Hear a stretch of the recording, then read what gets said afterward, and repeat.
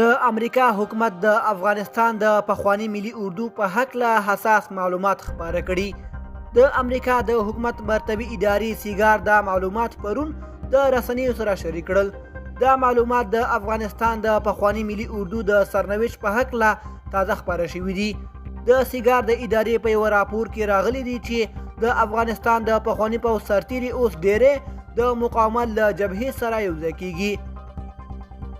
تر دې وړاندې داسې راپورونه خپاره شوي وو چې د پخوانی پوځ کسان اوس د طالبانو په خلاف د داعش لیکو ته ځي، مګر دا راپور ډېری سرچینو د طالبانو د حکومت په شمول رد کړی وو. د مقاومت جبهې سرچینې هم مني چې د پخوانی پوځ کسان د دوی سره یوځای شوي دي. تر اوسه دا معلومه نه ده چې د افغانستان د پخوانی پوځ څومره کسان به د دې جبهې سره یوځای شوي وي.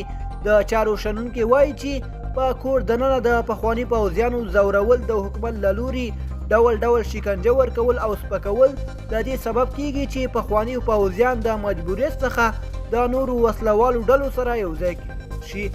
دوستانو، زموږ د نن ورځې خبر تر همدې ځایه وو. تر بیا ښه وخت.